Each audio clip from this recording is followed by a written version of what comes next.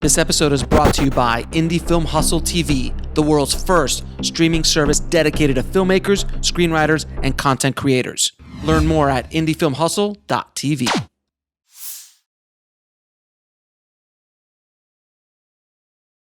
Now, another film that you produced, Jersey Curl, was unlike anything I'd ever seen in the sense of the attention that you guys were getting, like, while the movie was being made, because of Ben and Jennifer's relationship, or Bennifer as they like to call it.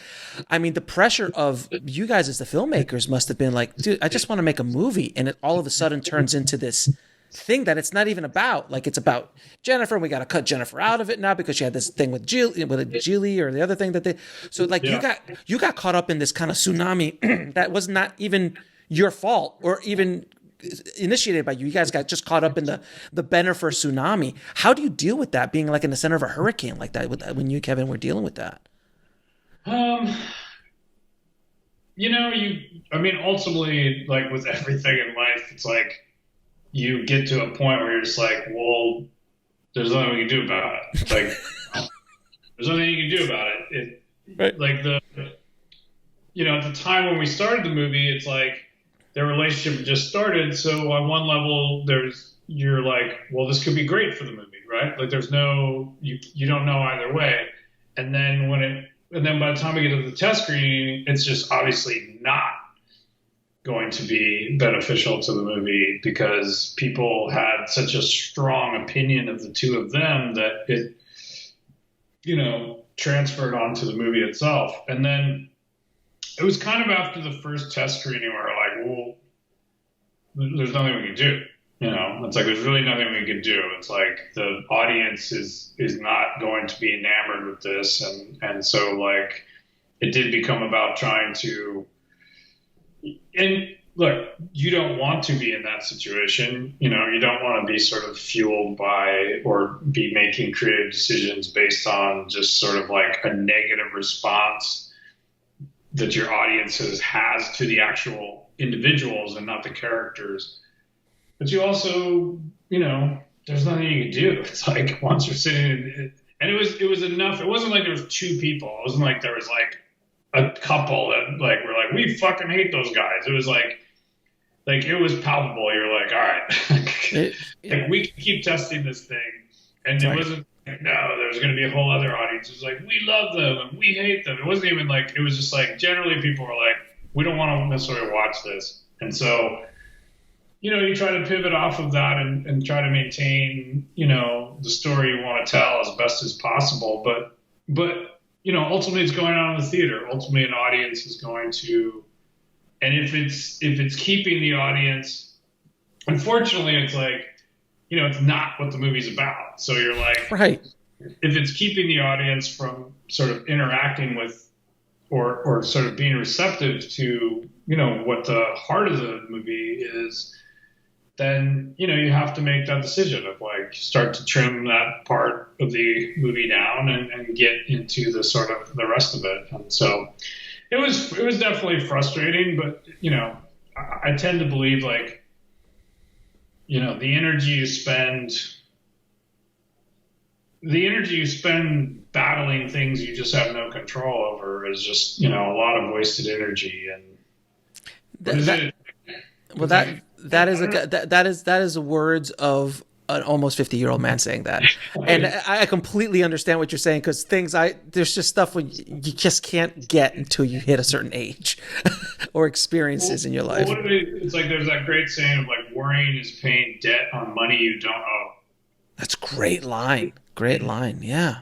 And that's sort of, it's like, and you can apply that to like worrying about things that you have absolutely no control over is paying debt on money you don't owe. Like you're just grinding in this sort of thing. And look, we were younger back then, so I can probably impart these ideas because like you go through enough experiences where you're like, oh wow, there really was nothing we could do. Like that component of the movie was this exterior issue right. that existed outside of us. We couldn't reach into it, and like we couldn't recut their public persona.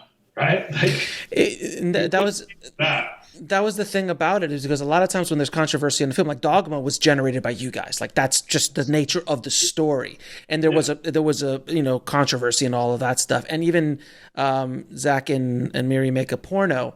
That had some controversy to it because it had the word porno in it, like it freaked people out. But again, generated by you guys. But this was out of your control, like it was completely exterior. And I think also people were just so exhausted of seeing those two together. We're just like, we don't want to see a movie with these two now. Like it was just so much, and you guys just got caught up in that wake.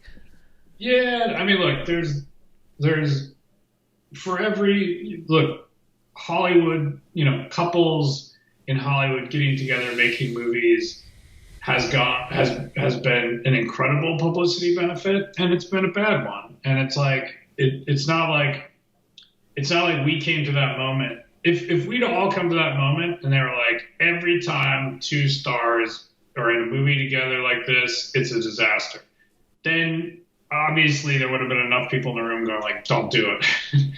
But it wasn't that. It was like there's cases in both sides. It's like it could either be a boon or it could be bad. It's like it could be Mr. and Mrs. Smith, with exactly. which was exactly the same kind of Brangelina and that whole thing, and but it fed it. It fed that movie, and this one it just sucked and hurt the movie. It was just really weird. We got to a place, and by the time the movie comes out, it's like there hasn't been a sort of turn. But basically, from the time we started moving on, it's like the public is fickle, and they'll sort of change their mind, and so they change their mind, and you sort of sit in the test screen and go like, all right, what are we gonna like? There's nothing we can do. We can be mad at it was hard. You couldn't really focus your ire on anybody either. I mean, you could try, but once again, it was just that situation. It's Don Quixote essentially hitting the windmill at that point. You're like, there's nothing you can do. There's nothing we could do. Like I said, we couldn't. If we had the ability to go in and reshape the public persona to make it all good again, we could have done that and kept the movie the way it is. But we couldn't do that. The only thing we can control is the content in the movie, sort of, trim back their sort of relationship at the beginning of the movie, and but ultimately get to the. But it ages well. Like you watch that movie now, it's aged very, very well because you're so far removed from that ridiculousness that now the movie can live on its own. So I was just always curious about that. And the movie's ultimately about him and his daughter. It's about him and his daughter. That's what the movie's about. And so, it ultimately, like you said, it sort of, I think there's probably I don't think even trimming back some of the beginning stuff was the end of the world. I think there's probably like another version of the movie that's more of like maybe a slightly extended opening, maybe putting some of the stuff back in there. But I think overall it's like, it didn't sort of break the movie. Let's put it that way. To watch the rest of this interview, head over to indiefilmhustle.com.